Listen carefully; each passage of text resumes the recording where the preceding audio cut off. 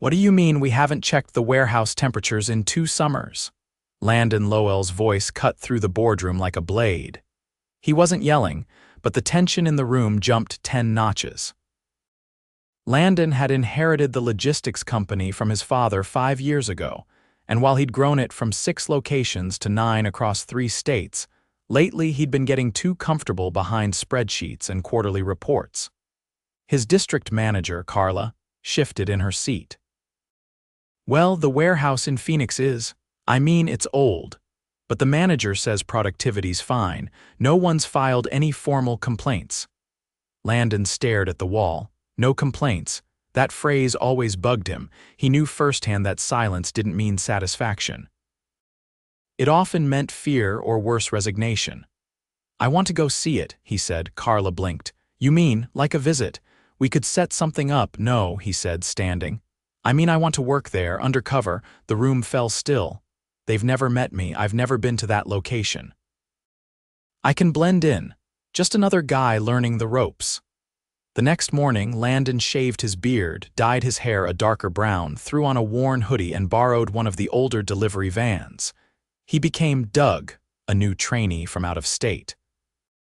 The warehouse in Phoenix was the oldest of the 9, a massive metal structure on the edge of an industrial zone. From the outside, it looked like it hadn't been touched in 15 years. Inside, it was worse. The air was thick the moment he stepped in. Noah/C. Just 2 rusted fans oscillating uselessly near the break room. The temperature had to be over 100. Boxes were stacked high, workers were moving fast, and sweat soaked through shirts within minutes. "Doug," a gruff voice called. A tall man in cargo shorts and a faded polo came toward him. "I'm Travis. I manage this place. You're late." "Sorry," Landon said, keeping his voice low. Got turned around. Travis didn't shake his hand. "Whatever, welcome to hell." He was handed a scanner, a faded orange vest, and told to follow a young woman named Brooke. She looked barely 20, thin, red-faced, and moving like she hadn't stopped since sunrise. "You're gonna scan inbound. Stay close. Don't touch anything unless I say," she said, not unkindly. "If you feel dizzy, sit. We've had a couple people pass out this summer." Landon blinked. "Wait, that's happened?" "Yeah," she said, swiping her ID and opening the dock door.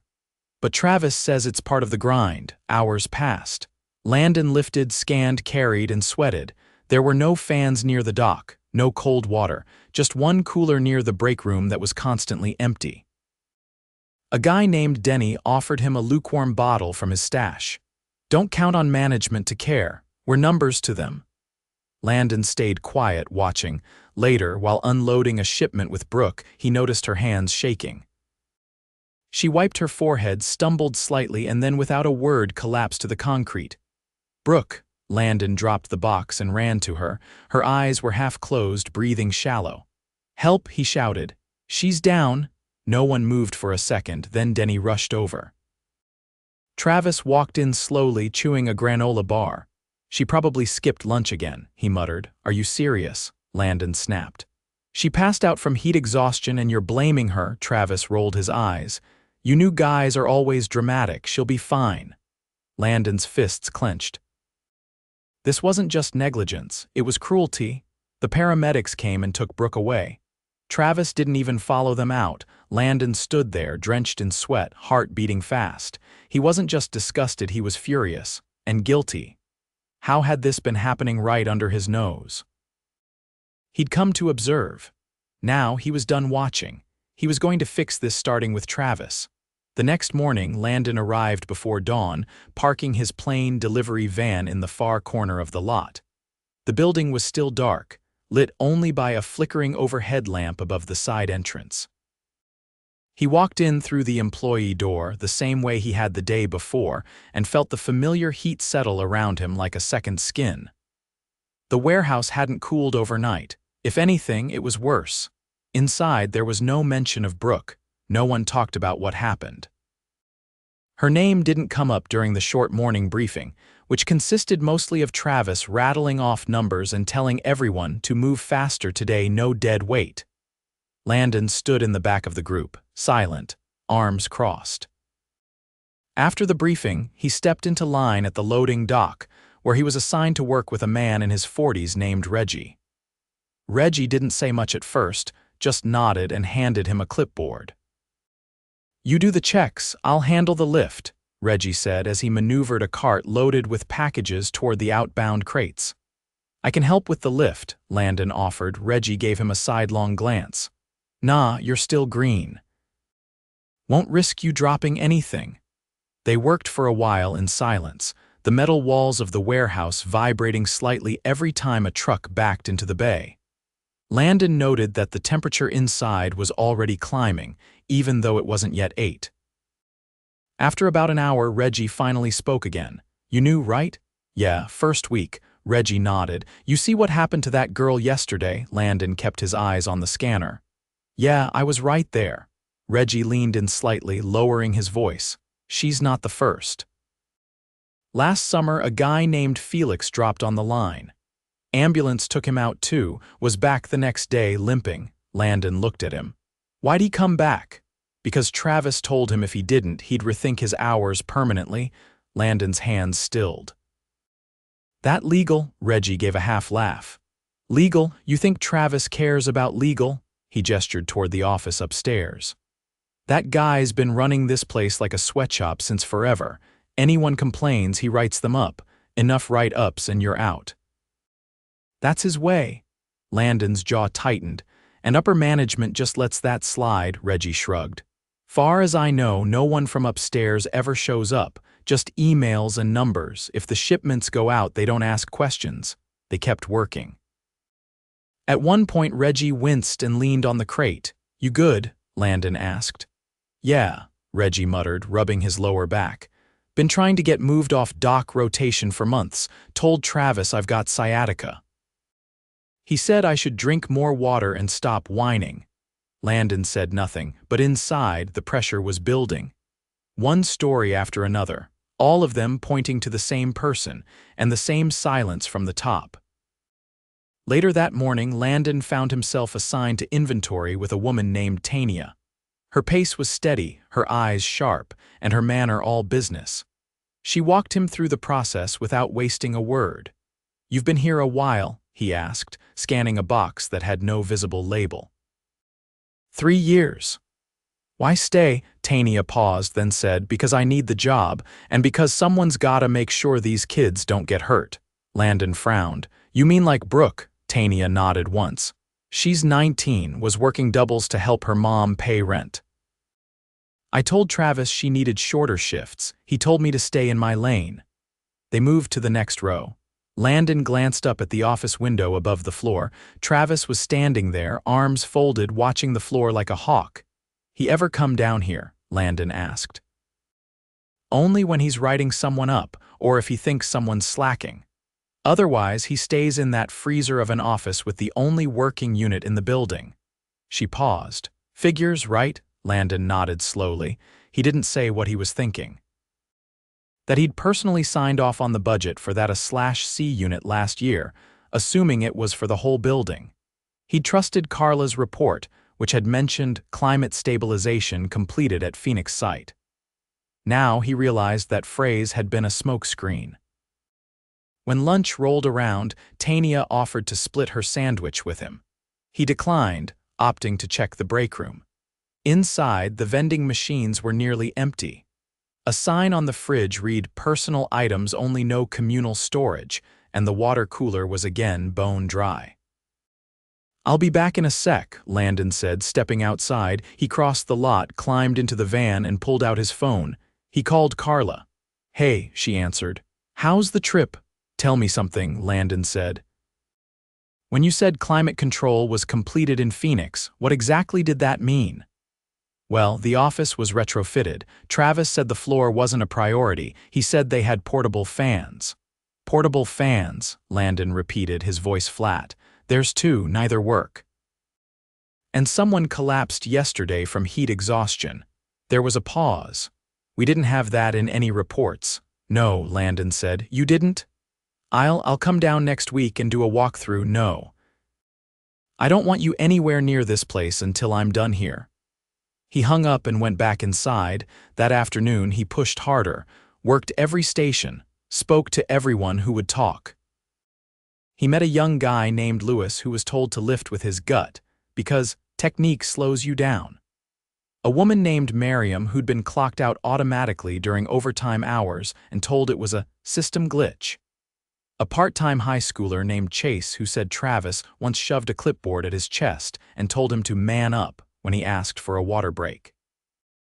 Every story stained the ledger deeper. At 5, Travis finally stepped onto the warehouse floor. He clapped twice. "All right, enough dragging. I want this bay cleared before 6. No excuses." Landon put down his scanner and walked straight toward him. "Travis," he said, voice steady, "you got a minute?" Travis didn't recognize him. "You got a question, ask your lead." "I'm asking you."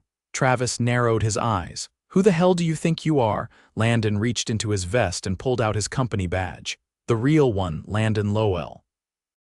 CEO, the silence was instant. Travis's mouth opened slightly. "Wait, what? I've been here 2 days. I've seen enough." He turned to the workers, raising his voice. "Everyone listen up. My name is Landon Lowell. I own this company. And if you've been mistreated, ignored, or overworked here, that ends now." A few people froze. Others looked at each other, stunned. Travis stepped forward. "Sir, I think you're misunderstanding. This is a high-volume location. We run a tight, you're finished," Landon said, cutting him off. "Get your things, you're out." Travis's face turned red. "You can't just walk in and I can, and I just did. You endangered your staff, you covered up serious health risks, you retaliated against complaints. You're done." Security was called. Travis was escorted from the building. No one said a word as he exited. When the door closed behind him, a quiet breath seemed to pass through the room. Landon turned back to the staff. "This place is going to change. Immediately." He meant every word. By the time Travis was gone, the warehouse felt like someone had lifted a weight off the rafters. No cheers, no celebration, just a shared stillness, the kind that settles in when people aren't sure if the storm is over or just pausing. Landon stood at the center of the floor, surrounded by a dozen wary faces. Some didn't know where to look. Others stared straight at him, waiting to see what came next. "I'm not here to give a speech," Landon said, his voice clear but not raised. "I came to see the truth. I've seen it. And I'm staying until this place runs the way it should have all along." He didn't expect applause, and none came. That was fine. He wasn't here for that. He turned toward Tania, who'd stepped forward from the inventory rows. "I need someone who knows this place inside and out. Someone who's earned trust here." "I don't want a promotion," she said before he could continue. "I'm not offering one. I'm asking for your help." She folded her arms. "You're not going to fix this in a day, I know." She stared at him for a long second, then said, "Fine, you want to fix it. Start with the floor workers. They've been running on fumes for months." He nodded. "Who's the most stretched right now?" Tania didn't hesitate. "Reggie needs medical clearance to keep lifting. Lewis is 16 and they've got him loading solo half the time. And we've been short 2 bodies on receiving for weeks." Landon looked around. "Are there any trained leads besides Travis?" "Brooke was shadowing to become one," she said. "She was good at it, real good." He motioned toward the small group. "Pull whoever's capable. I'll handle temporary coverage with regional staff once I'm back in contact with headquarters." She raised an eyebrow. "You're still going undercover?" "No," he said. "Doug's gone. But I'm not leaving yet." By evening, Landon had converted the upstairs conference room into a temporary operations center. He was answering calls, taking notes from night shift workers, and reviewing the most recent safety audits or lack thereof. Half the documentation was outdated. The rest was rubber-stamped reports with no signatures, just initials. He recognized none of them. At 7, a young woman with short braids and a clipboard knocked on the door. "You the owner?" Landon stood. "Yes, come in." She didn't sit. "I'm Taylor. I run 3rd shift. I was off yesterday." "Just heard what happened." He gestured to a chair. "I'm glad you came in." She stayed standing. "I'm not here for show. I've filed 6 complaints in the last year. All went nowhere. I'm not filing a 7th. I just want to know if this is real or a stunt." "I'd feel the same in your shoes," Landon said. "What do you need right now?" "Two things. Cold water access in the loading zone and a formal suspension of forced overtime until we're properly staffed," he nodded. "You'll have the water by morning. And we'll bring in temp staffing to cover gaps while we restructure. No one works hours they didn't agree to, not anymore." Taylor watched him. "All right, I'll hold you to that." As she left, Landon wrote a note: "Taylor's strong leadership, follow up on supervisor role." He wasn't looking for perfect employees, he was looking for people who gave a damn. He didn't go home that night. Instead, he slept in one of the empty office chairs upstairs with his phone buzzing every few hours as updates rolled in from facilities, HR, and compliance. By morning, a mobile cooling unit had arrived. It was loud, bulky, and temporary, but it worked. Workers coming in at shift change paused when they felt the blast of cooler air near the dock. One nodded silently at Landon as he passed. That meant more than any thank you. At noon, Brooke returned. She walked in through the side entrance with her mother beside her, holding a doctor's note and a folded paper towel with her ID badge. Her eyes looked clearer, but she moved carefully. Landon came down from the office to meet her. "Glad you're all right," he said. "I'm not here to work," she said quickly. "I just wanted to drop this off," he nodded. "That's okay, you're not cleared yet, but when you are, I want you back." Her mother looked skeptical. After what happened, Landon met her gaze. "I'm responsible for what this place became. That won't happen again. Brooke has leadership potential. I'd like to help her develop it properly." Brooke blinked. "You mean like training?" "No, I mean mentorship. Paid, real hours, real learning. You've already earned everyone's trust." "That matters more than a title." Her mother said nothing for a moment, then nodded slowly. "If you're serious, she'll be back." Brooke gave a small smile. "I'll think about it." By day 3, Landon had met with every frontline worker on all 3 shifts. He kept the meetings short, no fluff, just a simple question. "What's the one thing that would make your job safer or more fair?" The answers were practical. Timed breaks that were actually honored, clearer promotion paths, working scanners. A place to sit during lunch that wasn't stacked with broken pallets. Not one person asked for more pay. That hit him harder than anything else. During a late afternoon walkthrough, Lewis waved him over. "Hey, Mr. Lowell." "Just Landon." Lewis hesitated. "I know you're making changes, but—" "Can I ask something?" "Of course." "Are you going to replace Travis with someone from corporate?" "I'm not sure yet." Lewis looked away. "Could you not?" "Why? Because they don't know us. They'll just do what he did, but quieter." Landon thought about that. "Who do you trust here?" Lewis shrugged. "Tania and Reggie and Taylor." Landon nodded. "Then maybe we start there." That evening, he met with HR via video call, laying out a formal plan for internal advancement. No one would be promoted without training and vetting, but the pipeline would begin within the building. "Let's stop pretending our best leaders wear suits," he said. "They wear steel toes and carry cold coffee in plastic mugs." The call ended. He sat back in the chair, exhausted. A knock came at the door. It was Denny. "Got a sec?" "Sure." Denny stepped in, holding a worn folder. "Travis used to keep these hidden. Found him in the back closet behind old uniforms." Landon opened the folder. Inside were half a dozen written complaints, handwritten, not digital. Some dated back over a year, all were signed. Most had the word "dismissed" scribbled across the bottom in red pen. "These people still work here?" Landon asked. "Some, others quit." Landon stacked the pages. "Thanks for bringing this," Denny nodded. "I didn't know what this place could be. I thought this was just how warehouses worked." "Not anymore," Landon said. As Denny left, Landon looked over the names. He circled each one and made a note to meet with them personally. He wasn't going to erase the damage, but he could own it and rebuild from it, not as a boss behind a desk, but as a leader who finally understood what it meant to show up. By Monday morning, the warehouse had a different rhythm. Not faster, not louder, just different. People still moved quickly, but there was less tension in their shoulders, fewer glances over their backs.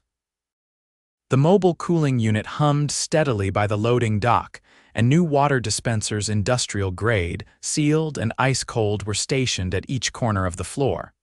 They weren't a luxury. They were long overdue. Landon arrived just after 6, dressed in work jeans and a gray button-up with the company's stitched logo. No vest. No disguise. He walked through the break room, nodded to the early crew, and climbed the stairs to the temporary operations office. Tania was already inside, seated at the desk, reviewing rotation sheets. She didn't look up. "You're 5 minutes late," she said, flipping a page. "I was hoping you wouldn't notice." "You're not special," she replied. "Not in here," he smiled, sat opposite her, and nodded at the forms. "You think we can hold without overtime this week?" "Barely, but we'll manage. Taylor's picking up some admin work off the floor, and I'm cross-training Lewis on inbound logs. He learns fast." "Good call," Landon said. "Reggie, doctor cleared him for light duty. He's on inventory." "No lifting," Landon nodded. "I'll have HR adjust his job classification." She paused, then added, "You do know you can't micromanage this place forever, right?" Landon leaned back. "I don't plan to. But I'll never be absent again." At 7:30, he convened a meeting in the empty training room. Folding chairs, no slideshow, just Landon, clipboard in hand, and 8 employees sitting in a rough circle. Some looked skeptical. Others looked curious. "This isn't mandatory," he said. "But I want your input on something we should have asked a long time ago. What does a good warehouse manager look like?" For a second, no one spoke. Then Miriam, who worked outbound scanning, raised her hand halfway. "Someone who knows our names," Reggie added, "and who doesn't treat safety like it's in the way of productivity."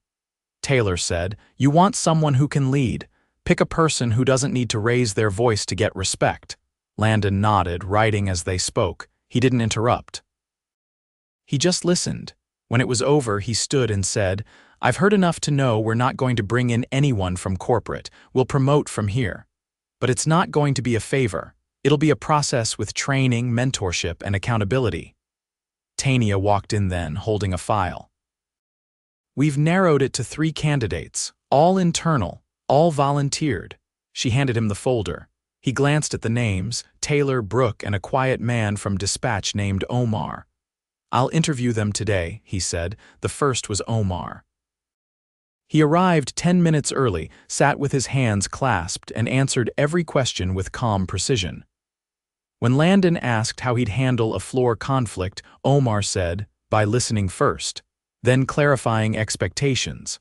People don't clash because they want to. It's usually because no one told them what matters." Next came Taylor. She didn't dress differently for the meeting, no performance, just the same navy hoodie and steel toe boots she wore on night shift. She sat back in the chair, arms relaxed. "You've been doing leadership work unofficially," Landon said. "Why step into it officially now?" "Because I'm tired of watching people get ignored, and I'm not afraid to call things out, but I want the tools to fix things, not just point at them." Finally, there was Brooke. She walked in with her hair tied back, a notebook in hand. Her mother waited outside. The past week had changed her, not hardened her, but steadied her. "You don't have to do this," Landon said as she sat. "I know," she said, "but I want to. I've seen what happens when we don't have someone looking out for us, and I think I can be that person now." He asked them all the same questions. He took notes. He didn't make promises. By evening, he had made his choice. The next morning, he called a brief floor meeting. No clipboard, no speech.